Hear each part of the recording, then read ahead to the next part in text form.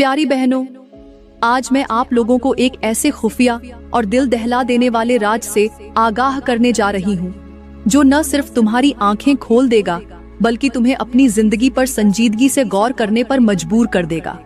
आज की बात हंसी के बारे में है, मगर ये वो हंसी है जो रूह को तबाह कर देती है, जो किस्मत के दरवाजे बंद कर देती है, जो रिज़्क़ को जमीन पर गिरा देती है और जो जिंदगी को खामोशी से निगल जाती है।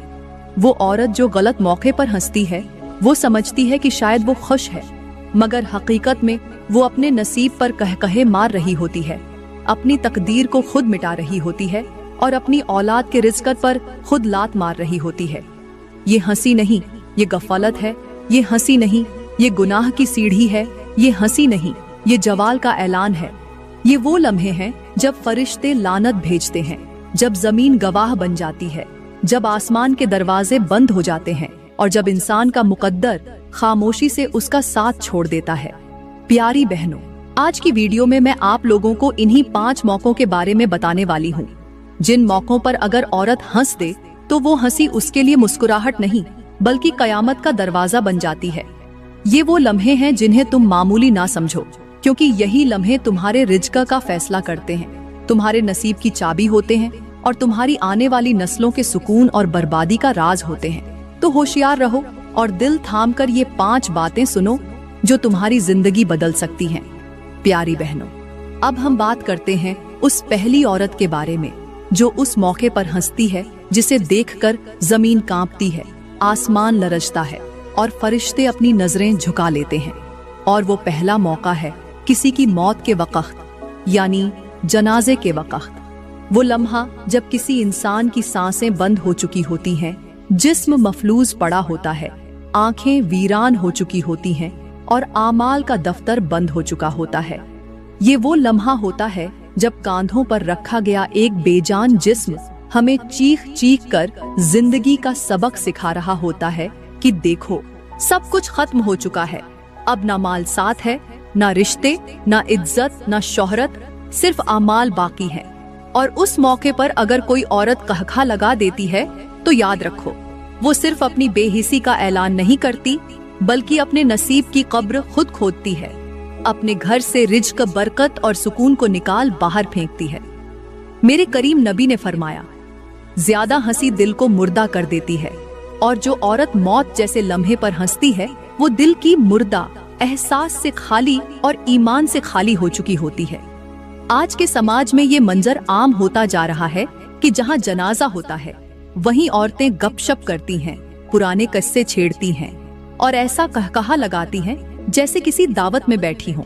हालांकि जनाजा वो वक्त है जहाँ हंसी नहीं, आह ओ झारी होनी चाहिए, दिल की चीख होनी चाहिए, नदामत के आंसू होने चाहिए।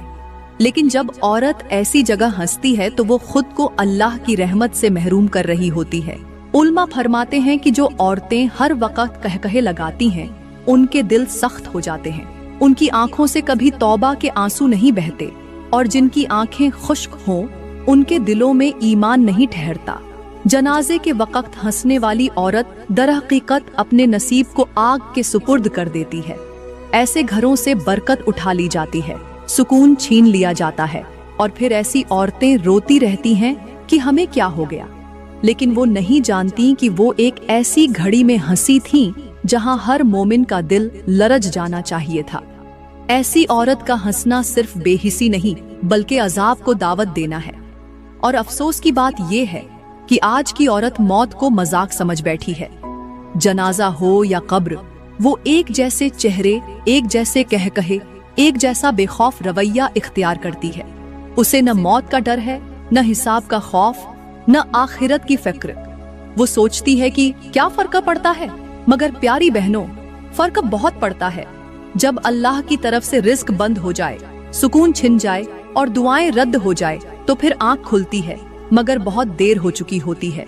जो औरत जनाजे जैसे मौके पर हंसती है वो न सिर्फ इस दुनिया में जिल्लत उठाती है बल्कि आखिरत में भी रुसवाई उसका मुकद्दर बन जाती है। ये लम्हा हंसी का नहीं, हिचकियों का है। ये वक्त बातों का नहीं, खामोशी से आंखों के आंसू बहाने का है। जो औरत ऐसा न कर सके वो सिर्फ कब्र में लेटे मुर्दे की नहीं बल्कि अपने मुकद्दर की भी तजलील कर रही होती है। प्यारी बहनों, यहाँ मैं आपको एक ऐसी इबरतनाक, अजीबो गरीब और अक्ल दंग कर देने वाली कहानी सुनाने जा रही हूँ, जो न सिर्फ दिल को हिलाकर रख देगी बल्कि रूह को भी झंझोड़ डालेगी। ये कहानी है एक औरत की जो दुनिया की चमक दमक में गुम हो चुकी थी, जिसके होठों पर हर वक्त हंसी थी और आंखों में कभी मौत का खौफ न आया। एक दिन उसके मोहल्ले में एक जनाजा आया। पूरा इलाका सोगवार था। औरतें आंखों में आंसू लिए जमा थीं, लेकिन ये औरत सफेद कपड़ों में मेहंदी लगे हाथों से अपनी हमसाइयों को लतीफे सुना रही थी, जोर जोर से कहकहे लगा रही थी। वो बोली, ये सब तो चलता रहता है, मौत कोई नई बात थोड़ी है, हंसो, जिंदगी का मजा लो। लोग उसकी बातों पर हैरान थे, मगर वो खुद को होशियार समझती थी। जब जनाजे की नमाज हुई तो वो औरत करीब की दीवार के साथ खड़ी हो गई और कहने लगी, मुझे तो मर्दों के साथ जनाजा ले जाने का शौकत है, मजा आता है। और जैसे ही वो जनाजे के करीब गई, एक ऐसा मंजर पेश आया जो वहां मौजूद सबकी आंखों को दहला गया। वो औरत अचानक चीख मारकर जमीन पर गिर पड़ी।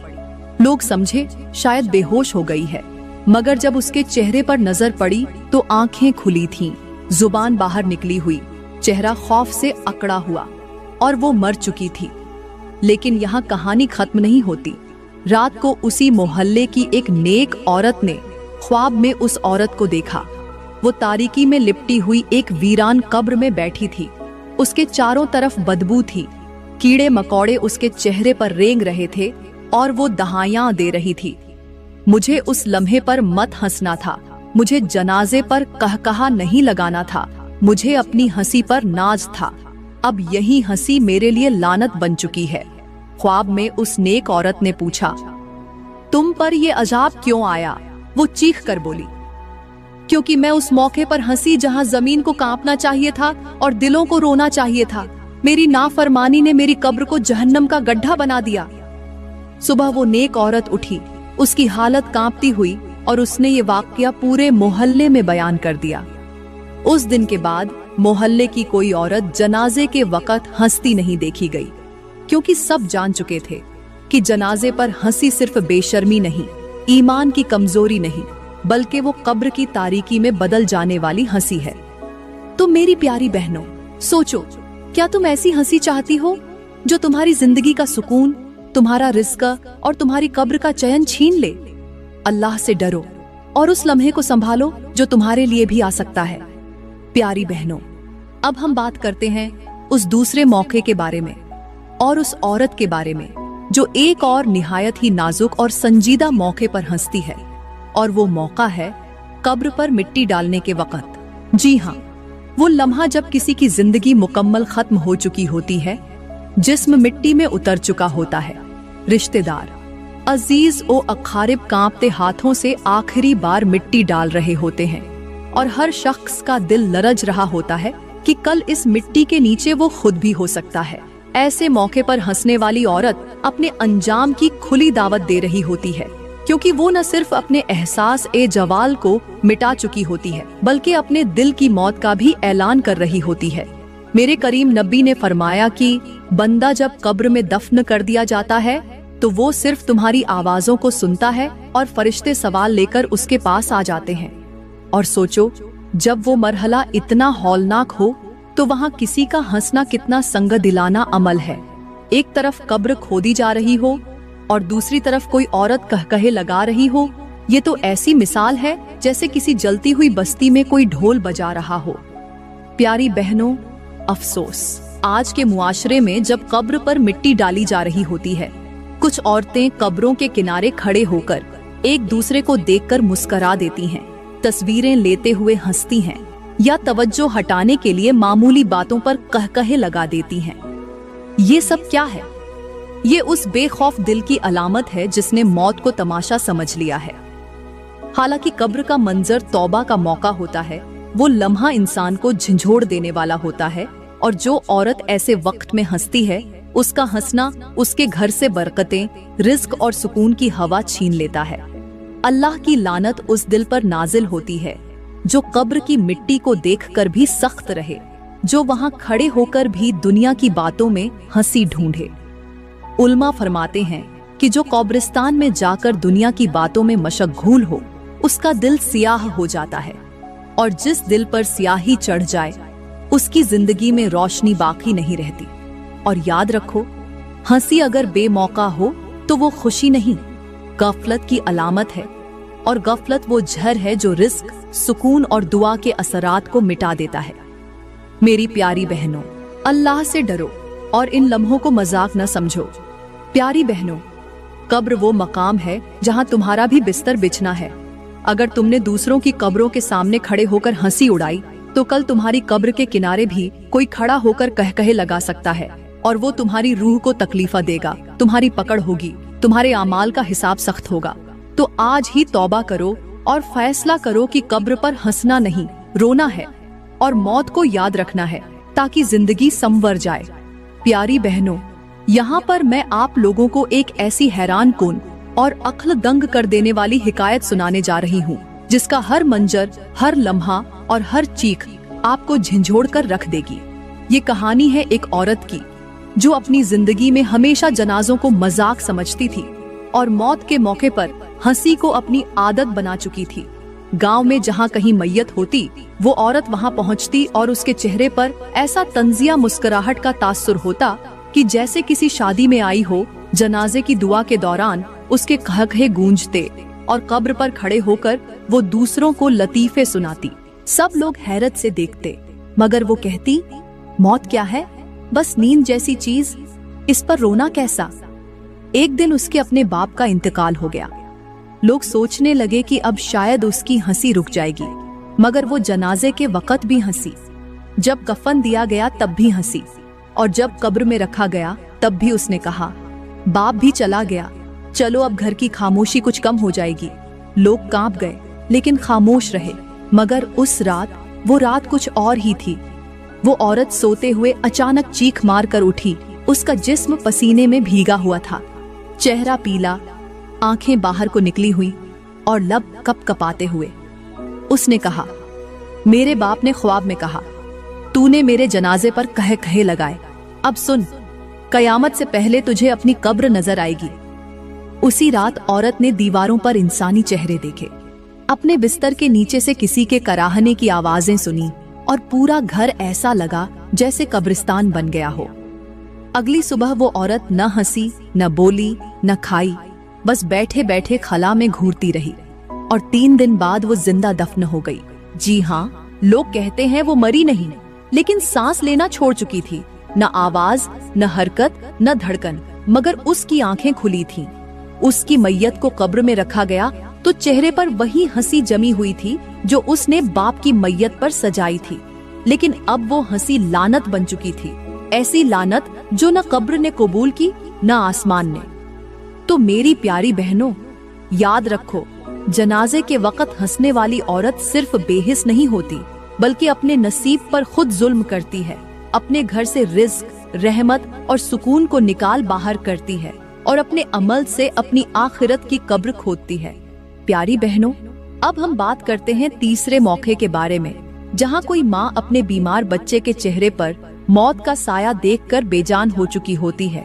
आंखें आंसुओं से लबरेज होती हैं, हाथ दुआओं के लिए उठे होते हैं और दिल कांप रहा होता है।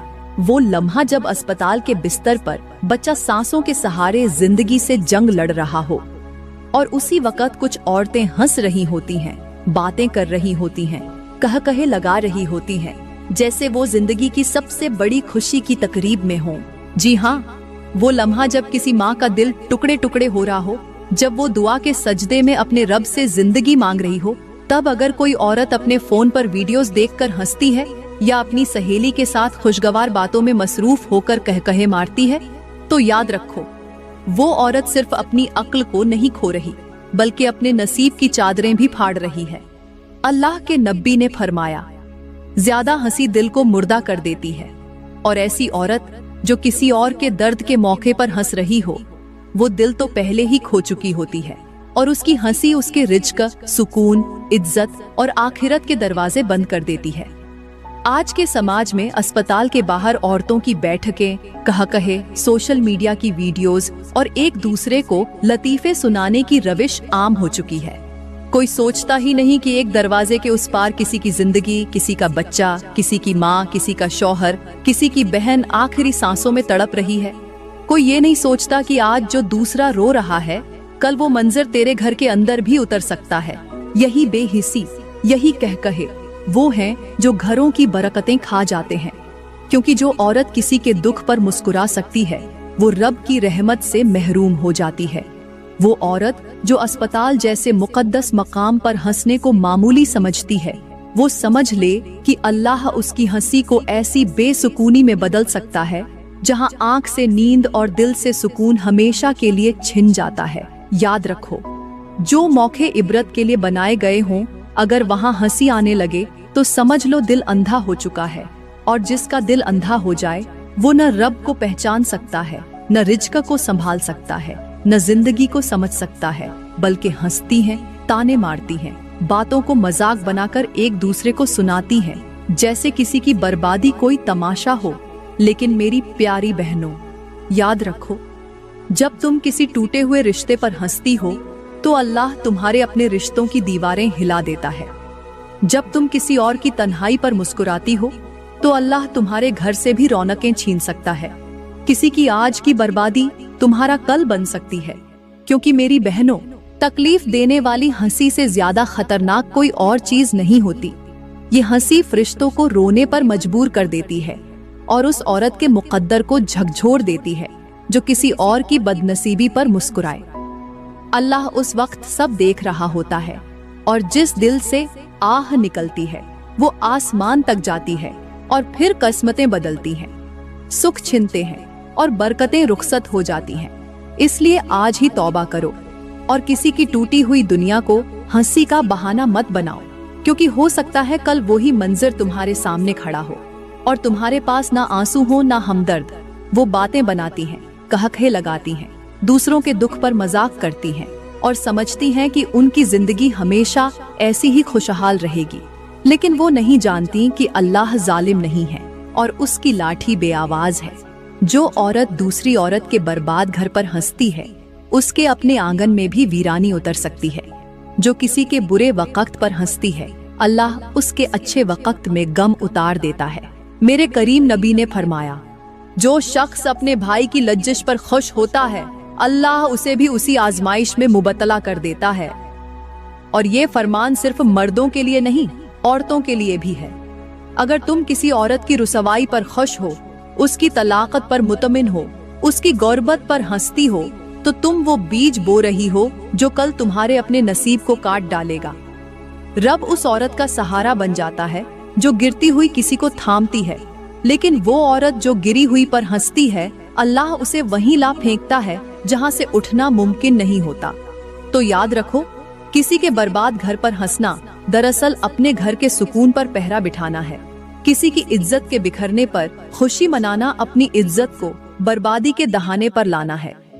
औरतों का असल जेवर जबान की नरमी, दिल की हमदर्दी और दूसरों के दर्द पर आंखों का नम होना है, न कि तंज, ताना और कहकों से सजी महफिल।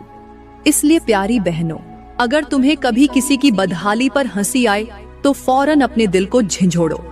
क्योंकि वो हंसी तुम्हें ऐसी तन्हाई, ऐसी बेचैनी और ऐसी बेबरकती दे सकती है जिसका इलाज किसी अस्पताल, किसी दुआ, किसी वजीफे से भी मुमकिन नहीं। प्यारी बहनों, अब हम बात करते हैं 5वें मौके के बारे में, जहां औरत की हंसी सिर्फ गुनाह नहीं बल्कि उसकी पूरी नस्ल पर नहूसत बनकर बरस सकती है। वो मौका है नमाज के वक्त हंसने का, कहके लगाने का, दुनिया की बातों में मसरूफ होकर अजान को नजरअंदाज करने का। क्या तुमने कभी सोचा है कि जब मुअज्जिन अल्लाहू अकबर की सदा लगाता है तो वो सिर्फ मस्जिद वालों के लिए नहीं बल्कि हर उस मुसलमान के लिए पुकार होती है जिसके दिल में ईमान की रमक बाकी है। और जब उसी लम्हे कोई औरत कहे लगाती है, फोन पर गप्पे मारती है, दुनिया की बातों में मशगूल होती है या ड्रामा देखने में मसरूफ रहती है, तो याद रखो, वो न सिर्फ अल्लाह की पुकार को रद्द कर रही होती है बल्कि उस लम्हे की बेअदबी कर रही होती है जब खुद अल्लाह बंदों को अपनी बारगाह में बुलाता है। ये वो वक्त होता है जब फरिश्ते जमीन पर उतरते हैं, जब रब की रहमत दरवाजों पर दस्तक देती है, जब बरकत तुम्हारे रिज़्क़ में उतरती है और जब तुम्हारी दुआएं सीधी अर्श तक पहुंचती है। लेकिन अफसोस, कुछ औरतें यही लम्हा हंसी, मजाक, कह-कहों और दुनिया की फजुल बातों में जाया कर देती हैं। उनके घरों में अजान की आवाज आ रही होती है और वो टीवी के सामने बैठकर कह-कहे लगा रही होती हैं, बच्चों के साथ हंसी मजाक कर रही होती हैं या फोन पर बेफायदा बातें कर रही होती हैं। मेरे करीम नबी ने फरमाया, नमाज दीन का सुतून है, जिसने उसे कायम किया उसने दीन को कायम किया और जिसने उसे छोड़ दिया उसने दीन को गिरा दिया। तो सोचो, जो औरत इस सुतून को नजरअंदाज करती है, जो अजान पर हंसती है या नमाज के वक्त दुनियावी हंसी को तरजीह देती है, उसका दीन किस हाल में होगा? क्या वो औरत बरकत की उम्मीद रख सकती है? क्या उसके घर में सुकून आ सकता है? क्या उसकी दुआएं कबूल हो सकती हैं? यही वो मौका है जिसे हम मामूली समझकर हंस देते हैं और यही हंसी हमारी पूरी जिंदगी की दुआओं को रद्द करवा देती है। अजान के वक्त हंसने वाली औरत का रिज़्क़ रुक जाता है, उसके बच्चों की तरबियत में बेबरकती आती है, उसके घर में रोटी तो आती है मगर सुकून और खुशी नहीं आती। फरिश्ते ऐसे घरों से दूर हो जाते हैं जहां अजान की आवाज पर कहके लगते हैं और शयातीन ऐसे घरों में घुस आते हैं। तो मेरी प्यारी बहनों, जब अजान की सदा सुनो तो लबों पर हंसी नहीं, दिल में झुरझुरी होनी चाहिए, आंखों में नदामत होनी चाहिए और जिस्म में रब के सामने झुकने का जज्बा होना चाहिए। क्योंकि जो औरत अजान की सदा पर रब की तरफ मुतवज्जह हो जाती है, उसका रिज़्क़ कभी बंद नहीं होता, उसकी नस्ल कभी बर्बाद नहीं होती और उसकी जिंदगी में सुकून का दरिया बहता है। याद रखो, अजान के वक्त हंसने वाली औरत सिर्फ नमाज नहीं गंवाती, वो रब की गुर्बत, उसकी रहमत और अपनी जिंदगी का सुकून गंवा देती है। और ये हंसी उसके लिए हंसी नहीं, बर्बादी का आगाज बन जाती है। प्यारी बहनों, यहाँ पर मैं आप लोगों को एक ऐसी हैरान कुन हिकायत सुनाने जा रही हूँ जो न सिर्फ रूह को झंझोड़ देगी बल्कि दिल की गहराइयों तक उतर जाएगी और हर उस औरत के लिए ताजियाना बनेगी जो नमाज को मामूली समझती है या मजाक बना लेती है। एक बस्ती में एक औरत रहती थी, जवान, खूबसूरत, खुशहाल, हर नेमत उसके पास थी, लेकिन एक चीज की कमी थी, नमाज। वो कभी वक्त पर नमाज न पढ़ती, कभी छोड़ देती, कभी हंसी मजाक में कहती कि अभी दिल नहीं कर रहा, बाद में पढ़ लूंगी, और कभी तो ये भी कहती, नमाज तो दिल से होनी चाहिए, ऐसे बेजारी से पढ़ने का क्या फायदा। एक दिन उस औरत के शौहर को किसी काम के सिलसिले में शहर से बाहर जाना पड़ा। वो औरत घर में अकेली थी, रात का वक्त था, आसमान पर बादल छाए हुए थे, बिजली चमक रही थी और हर तरफ सन्नाटा छाया हुआ था। अचानक उस औरत ने महसूस किया जैसे कोई दरवाजा जोर से खटखटा रहा हो। वो घबरा कर बाहर निकली, लेकिन दरवाजे पर कोई न था। उसने दरवाजा बंद किया, लेकिन अगले लम्हे फिर वही दस्तक, फिर वही खौफ। इस बार जब वो दरवाजे के करीब पहुंची, एक अजीब आवाज आई, उठ, तेरा वक्त खत्म हो चुका है। औरत की चीख निकल गई, वो बेहोश होकर जमीन पर गिर गई। जब होश आया तो उसके जिस्म में कपकपी तारी थी। उसने वुजू किया और पहली बार जिंदगी में आंसुओं के साथ नमाज पढ़ी, गिड़गिड़ाकर सजदे में गिरी और रब से माफी मांगी। लेकिन अगली ही सुबह उसके दरवाजे पर लोग जमा थे, उनके चेहरों पर हवाइयां उड़ी हुई थीं।